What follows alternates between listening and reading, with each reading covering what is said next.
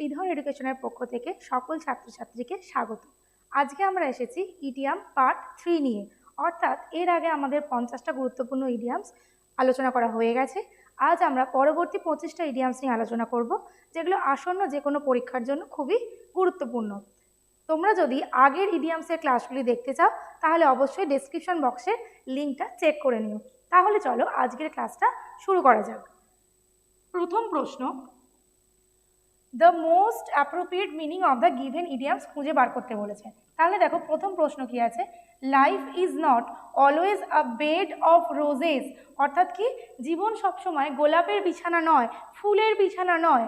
It's a combination of happiness and সরো, অর্থাৎ জীবন হলো সুখ এবং দুঃখের মেলবন্ধন। তাহলে দেখো ফুলের বিছানা, ফুল বেছানো রাস্তা, তার অর্থ কি, যেটা খুব আমাদের কাছে সহজ, খুব সহজে আমরা যেটা পাই।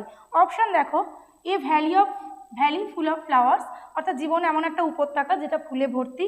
And easy and happy situation, পরিস্থিতি এমন যেটা খুব সহজ এবং সুখকর। এ ডিফিকাল্ট পাথ, একটা কঠিন পথ। এ প্লিজেন্ট পারফিউম, একটা খুব সুন্দর পারফিউম, সুগন্ধি। তাহলে আমি ফার্স্টে কি বললাম, বেড অফ রোজেস কথাটার অর্থ হচ্ছে কোনো এমন সিচুয়েশন যেটা তোমার কাছে খুব সহজ, খুব ইজি, অর্থাৎ অপশন নাম্বার বি কিন্তু এই প্রশ্নের উত্তর। অর্থাৎ a bed of roses means an easy and happy situation. পরের প্রশ্ন দেখো, don't give me a Hobson's choice, I want real options. তাহলে দেখো বলছে আমি সত্যিকারের অপশান চাই, আমাকে হবসন্স চয়েস দিও না। সেন্টেন্স থেকে মানে কিন্তু আমরা এখানে গেস করতে পারছি। তাও অপশানগুলো দেখি, টু চ্যালেঞ্জ অ্যান আনওয়ার্দি অপোনেন্ট, অর্থাৎ তোমার যে প্রতিদ্বন্দ্বী যে অপোনেন্ট, সে হচ্ছে আনওয়ার্দি, অর্থাৎ সে ভ্যালুলেস, তার মূল্য নেই। And apparently free choice where there is no real alternative, তোমাকে এমন একটা চয়েস দেওয়া হচ্ছে যে চয়েসটার অ্যাকচুয়ালি কোনো অল্টারনেটিভই নেই, মানে তোমাকে ওটাই করতে হবে, তোমার ওটা করা ছাড়া কোনো উপায় নেই। তবু তোমাকে বলা হচ্ছে দেখো আমি তোমাকে চয়েস দিচ্ছি। পরের অপশন দেখো, to exercise the choice to surrender before the enemy, এমন একটা চয়েস যার অর্থ হচ্ছে তুমি তোমার শত্রুর সামনে নতি স্বীকার করছো। পরের option, to be in an aggressive mood when facing a challenge, অর্থাৎ তুমি যখন কোনো একটা চ্যালেঞ্জের মুখোমুখি হয়েছো তখন তুমি খুব অ্যাগ্রেসিভ, খুব হিংস্র। তাহলে দেখো আমি এখানে মানে সেন্টেন্স কি বলেছে, আমাকে হবসন্স চয়েস দিও না, সত্যিকারের চয়েস দাও। তার মানে কি এমন একটা চয়েস দিচ্ছে যেটা দেওয়াও যা না দেওয়াও তাই। অর্থাৎ দেখো অপশান নাম্বার বি কিন্তু এখানে অ্যাপ্রোপ্রিয়েট, অর্থাৎ তাকে এমন একটা চয়েস দেওয়া হচ্ছে যে চয়েসটা বলা হচ্ছে তোমারই ইচ্ছা, তোমারই ফ্রি চয়েস, কিন্তু তার কাছে ওইটা ছাড়া আর কোনো উপায় নেই। অর্থাৎ এমসিকিউতে যদি তোমাদের 4টে অপশান না দিয়ে কোনো কোশ্চেনে ভুল করে একটা অপশান দেয়, তোমাদের কি করতে হবে, ওটাই চুজ করে আসতে হবে, যেটা হয় না সাধারণত। ফর এক্সাম্পল, তো এইটা হচ্ছে অপশান চয়েস, যেহেতু আমার কাছে একটাই অপশান, আমাকে ওটাই চুজ করতে হবে, সেটাই হলো অপশানস চয়েস। পরের অপশান দেখো, পরের কোশ্চেন দেখো, eye to eye with my boss on the completion of the pending project, অর্থাৎ একটা কোনো পেন্ডিং প্রজেক্ট রয়েছে যেটা কমপ্লিট করার সময়, কমপ্লিশনের সময় বসের সাথে আই টু আই হয়েছিলাম। সরি, আই টু আই এর কি মানে হতে পারে, সি ক্লিয়ারলি, পরিষ্কারভাবে দেখতে পেয়েছিলাম। স্টেয়ার অ্যাট সামওয়ান, কারোর দিকে তাকিয়ে থাকা। এগ্রি উইথ সামওয়ান, কারোর সাথে সহমত হওয়া। বি সাসপিশাস, কারোর ওপর সন্দেহ করা। দেখো একটা প্রজেক্ট কমপ্লিট করছে যখন, সে তার বসের সাথে সহমত হয়েছিল, অর্থাৎ agree with someone. Eye to eye কথার অর্থ কিন্তু এগ্রি উইথ সামওয়ান। পরের প্রশ্ন দেখো, to paddle one's own canoe, canoe মানে হচ্ছে ডোঙা, ডিঙি, যেগুলো ছোট নৌকোকে ক্যানোয় বলা হয়। তাহলে কারুর নিজের ক্যানোয় নিজেই চালাচ্ছে। তাহলে এর অপশানগুলো দেখি কি হতে পারে। টু টেক রেস্ট মানে বিশ্রাম নেওয়া। টু এক্সারসাইজ হার্ড, কঠোর পরিশ্রম করা। ডিপেন্ড অন ওয়ানসেলফ, নিজের ওপর ভরসা করা।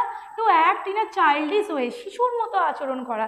দেখো যে নিজের কাজ নিজে করে তাকেই তো সেলফ ডিপেন্ডেন্ট বলে, অর্থাৎ এখানে একজন নিজের ডিঙি নিজেই চালাচ্ছে। আমি প্রথম ক্লাসে বলেছিলাম ইডিয়ামস যদি ভিতরের অর্থ বুঝতে পারো, অন্তর্নিহিত অর্থ বুঝতে পারো, তাহলে কিন্তু অপশান থেকে আমরা মানে করতে পারবো। অন্তর্নিহিত অর্থ দেখো, নিজের ডিঙি নিজেই চালাচ্ছে, অর্থাৎ নিজেকে নিজেই সাহায্য করছে, অর্থাৎ ডিপেন্ড অন ওয়ান সেলফ। এই প্রশ্নের উত্তর হবে option number C, depend on oneself. পরের প্রশ্ন দেখো, give a piece of one's mind, মনের এক টুকরো কাউকে দিয়ে দেওয়া। তার অর্থ কি হতে পারে? টু রিবিউক সামওয়ান স্ট্রংলি, কাউকে ভীষণভাবে বকা। টু অ্যাডভাইস সামওয়ান, কাউকে কোনো অ্যাডভাইস দেওয়া, কোনো উপদেশ দেওয়া। টু শেয়ার ওয়ান্স আইডিয়াস, কারুর মতামত শেয়ার করা কারুর সাথে। টু ডিনোট সামথিং ভ্যালুয়েবল, কোনো কিছু মূল্যবান বোঝানো। এখানে দেখো give a piece of one's mind মানে কিন্তু ভালোবাসা নয়, এখানে কিন্তু হবে টু রিবিউক সামওয়ান স্ট্রংলি, অর্থাৎ অপশান নাম্বার এ। পরের প্রশ্ন দেখো, the people were scared because the burglar was at large. এখানে জানতে চেয়েছে অ্যাট লার্জ কথাটার অর্থ কী। দেখো, নট কট, যে ধরা পড়েনি। ভেরি ডেঞ্জারাস, খুব ভয়ঙ্কর। বিহাইন্ড বার্স, যে অলরেডি ধরা পড়ে গেছে, থানায় আছে, জেলে আছে। ভেরি ফেমাস, খুব বিখ্যাত।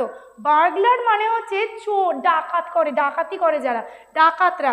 তাহলে ডাকাতরা কি হলে লোকজনেরা স্কেয়ার্ড হতে পারে, ভয়ে থাকতে পারে? ফেমাস না, বারের পিছনে থাকলে না, ভেরি ডেঞ্জারাস না, তো নট কট। এখানে ওয়াজ অ্যাট লার্জ মানে হচ্ছে নট কট, অর্থাৎ তারা এখনো ধরা পড়েনি। অপশন নাম্বার এ হবে আমাদের এখানে উত্তর।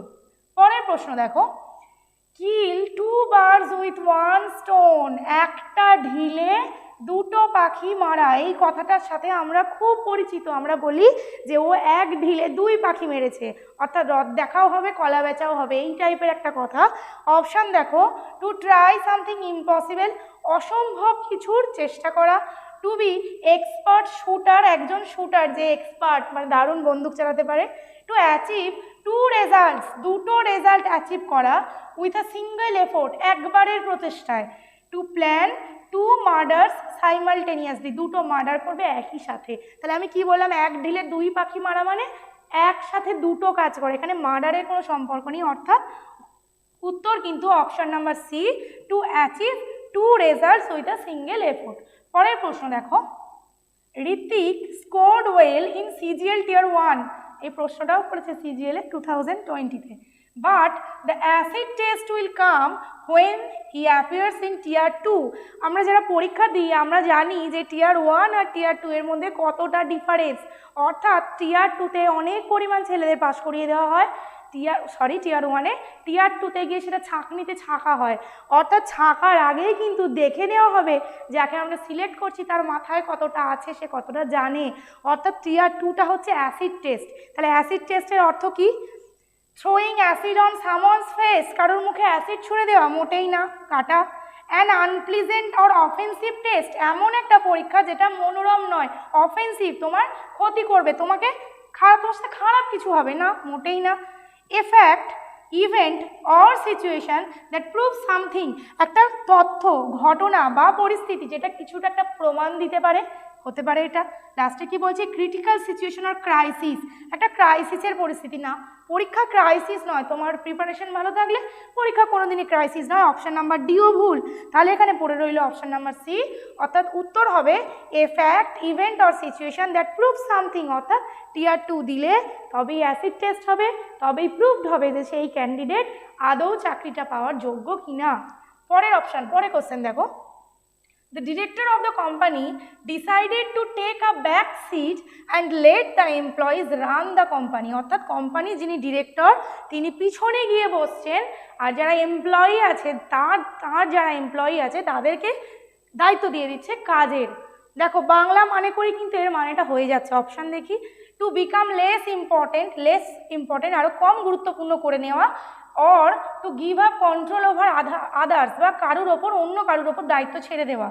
দেখো টেক এ ব্যাক সিট মানেই কিন্তু অপশান নাম্বার এই আমাদের উত্তর হবে, বাকি অপশানগুলো কিন্তু যাওয়ার প্রয়োজন নেই। তুমি পিছনে গিয়ে বসছো মানে তোমার দায়িত্ব তুমি অপরের হাতে ছেড়ে দিচ্ছ, অর্থাৎ এই প্রশ্নের উত্তর কিন্তু আমাদের অপশান নাম্বার এ, বাকি অপশানগুলোতে যাওয়ার প্রয়োজন নেই। পরের প্রশ্ন দেখো, she declared that it was the last straw and fled, সে বলেছিল যে এটাই হলো শেষ স্ট্র মানে কি, খড়কুটি, এবং সে পালিয়ে গিয়েছিল। অপশান দেখো, the situation had become unbearable, অর্থাৎ এমন একটা পরিস্থিতি যেটা অসহ্য। It was the last time she would use a straw, এটাই হলো লাস্ট টাইম যে সেই স্ট্র ইউজ করবে। দ্য সিচুয়েশান ওয়াজ ইমপ্রুভিং, সিচুয়েশনটা আস্তে আস্তে ভালো হচ্ছে। It was last time she would hold a straw, এটাই লাস্ট বার সে একটা স্ট্রকে আঁকড়ে ধরবে। তাহলে দেখো it was the last straw মানে হচ্ছে সিচুয়েশনটা আনবিয়ারেবল হয়ে গেছে, অর্থাৎ তার পক্ষে এটা সহ্যের সীমা ছাড়িয়ে গেছে, তার পক্ষে এটা সহ্য করা সম্ভব নয়। The situation had become unbearable. পরের প্রশ্ন দেখো, Rohit is my best friend but we meet once in a blue moon. দেখো ব্লু মুন আমরা দেখতে পাই, ব্লু মুন দেখা কিন্তু যায় না, নীল চাঁদ দেখা যায় খুব রেয়ার। দেখো অপশান দেখো, an incident that is scary অর্থাৎ ভয় ভীতিজনক একটা ঘটনা, happening only once in a life time জীবনে একমাত্র একবারই ঘটে, হ্যাপেনিং অনলি রেয়ারলি যেটা খুব কম ঘটে, অ্যান্ড আনফরগেটেবল এক্সপিরিয়েন্স এমন একটা অভিজ্ঞতা যেটা ভোলা যায় না। আমি আবারও বললাম ব্লু মুন কিন্তু দেখতে পাই না আমরা, রেয়ার ইনসিডেন্ট অর্থাৎ হ্যাপেনিং অনলি রেয়ারলি, এখানে অপশান নাম্বার সি হবে কিন্তু আমাদের সঠিক উত্তর। Blue moon means once in a blue moon means happening only rarely. পরের প্রশ্ন দেখো, get something off your chest.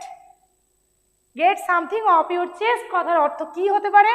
Remove something from as it is troubling you a lot, এমন কিছু সরিয়ে ফেলা যেটা তোমাকে খুব সমস্যায় ফেলছে, নাকি have difficulty in doing something that is you quite easy, কোনো সহজ একটা কিছু করতে তোমার সমস্যা হচ্ছে, নাকি express something that has been worrying you and you want to say, কোনো এমন কিছু প্রকাশ করা যেটা তোমাকে চিন্তায় ফেলছে, উদ্বিগ্ন করে তুলছে, সেটা তুমি বলতে চাও, নাকি tell people some good news লোকে কিছু ভালো খবর দেওয়া, that you know and you want to share যেটা তুমি জানো এবং তুমি সেটা বলতে চাও।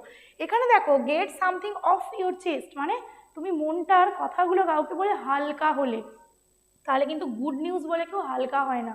কখন হালকা হয়? এমন একটা কিছু যেটা অনেক দিন গোপন আছে লোককে বলতে পারছে না, অর্থাৎ অপশান নাম্বার সি কিন্তু হবে এখানে আমাদের উত্তর। পরের প্রশ্ন দেখো, বি বিহাইন্ড দ্য টাইমস অর্থাৎ সময়ের পিছনে পিছনে যে দৌড়ায়, তাহলে সে কি? বি ভেরি ওল্ড খুব পুরানো, নট বি অ্যালার্ট যে অ্যালার্ট নয় সচেতন নয়, অলওয়েজ ড্রিমিং যে স্বপ্ন দেখে, বি ওল্ড ফ্যাশন যে পুরনো আদলের মানুষ, তাহলে মানুষই হোক বা জিনিসই হোক, তাহলে be behind the time means be old fashion, তাহলে এখানে আমাদের উত্তর হলো option number D, be old fashion. পরের প্রশ্ন দেখো, she felt like a fish out of water at her new job। দেখো নতুন চাকরি পেয়ে তার এমন একটা পরিস্থিতি সৃষ্টি হয়েছে যে তার মনে হচ্ছে সে এমন একটা মাছ যাকে জল থেকে বার করে আনা হয়েছে, তাহলে মাছকে যদি জল থেকে বার করে আনা হয় তো কী ঘটে? মারা যায়, অর্থাৎ সিচুয়েশনটা কিন্তু আনপ্লিজেন্ট, প্লিজেন্ট নয়। দেখো আনকমফোর্টেবল অ্যান্ড রেস্টলেস যেটা তোমার কমফোর্টেবল নয়, অ্যাংরি অ্যান্ড হার্ট রেগে গেছে এবং কষ্ট পেয়েছে, কমফোর্টেবল অ্যান্ড রিল্যাক্সড যেটা তোমার কাছে খুব রিল্যাক্সিং অর্থাৎ তোমার কাছে খুব প্লিজিং মনোরম, হ্যাপি অ্যান্ড ফ্রি তুমি খুব সুখী এবং মুক্ত।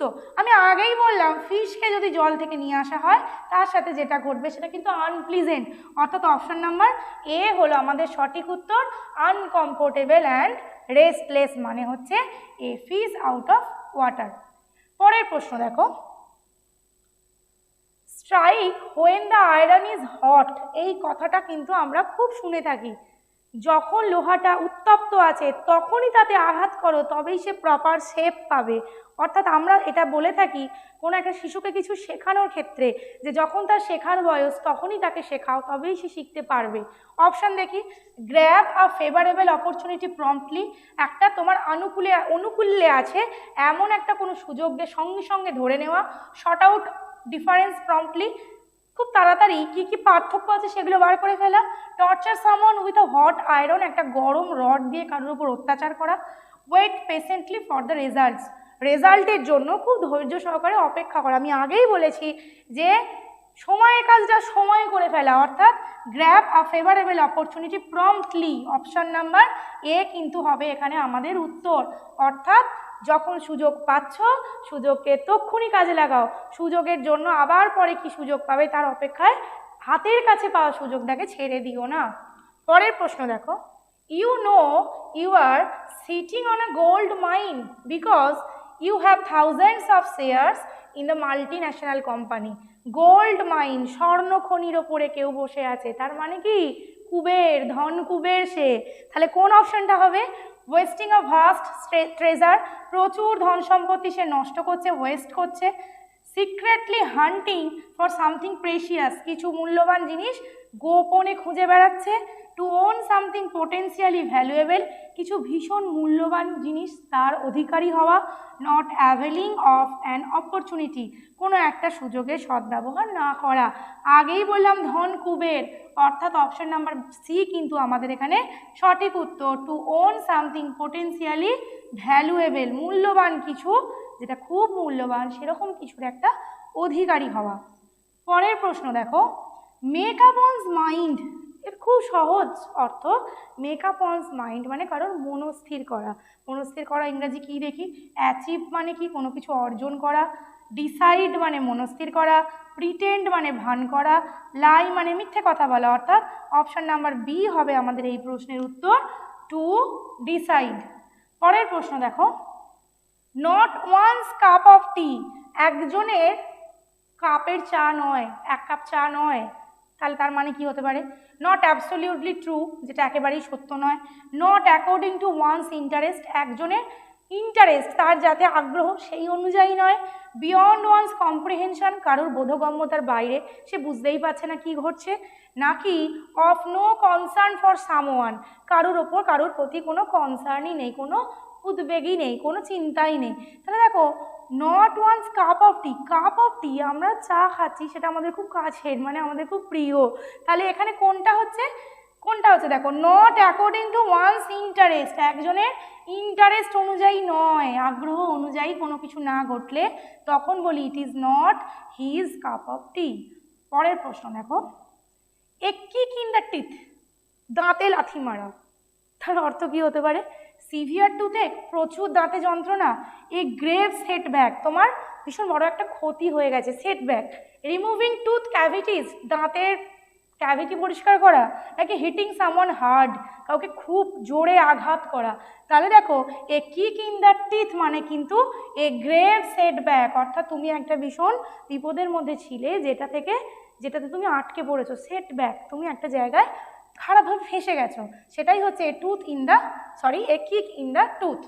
পরের প্রশ্ন দেখো, স্পিল দ্য বিনস, বিনস, তুমি যদি মটরশুঁটি ছাড়াও, বাদামের খোসা ছাড়াও, কি হবে? ভিতরের অংশটা আমরা দেখতে পাবো। তাহলে তার অর্থ কি? যেটা দেখতে পাচ্ছিলাম না, যেটা লুকানো ছিল, কনসিল্ড ছিল, সেটা আমরা দেখতে পাচ্ছি। কি মানে? ওয়েস্ট মানি, টাকা নষ্ট করা। গিভ অ্যাওয়ে আ সিক্রেট, একটা গোপনকে বার করে আনা, গোপন কোনো কিছুকে বার করে আনা। পারফর্ম ম্যাজিক, জাদু কিছু পারফর্ম করে দেখানো। নাকি ওয়ার্ক হার্ড, কঠোর পরিশ্রম করা। আগেই বললাম স্পিল দ্য বিনস মানে কিন্তু গিভ অ্যাওয়ে এ সিক্রেট, অর্থাৎ আমাদের এই প্রশ্নের উত্তর হবে অপশন নাম্বার বি, কোনো গোপন তথ্য বাইরে বার করে আনা। পরের প্রশ্ন দেখো, to bark up the wrong tree, এর অর্থ কি? বলছে to do something that will not get the result you want, এমন একটা কাজ করা যেটা তোমাকে এমন ফল দেবে না যা তুমি চাও, তোমার মনের মতো ফল দেবে না। To sound or appear ferocious but not actually show, অর্থাৎ শুনে মনে হচ্ছে বা দেখে মনে হচ্ছে খুব অ্যাগ্রেসিভ, খুব ফেরোসিয়াস, ভয়ঙ্কর, অ্যাকচুয়ালি সেটা নয়। নাকি to cover one self with the outer covering of a wrong tree, অর্থাৎ আউটার কভারিংটা ভুল, একটা ভুল কিছু দিয়ে নিজেকে ঢাকা। নাকি to make a sound like that of a dog, নাকি কুকুরের মতো ঘেউ ঘেউ করা।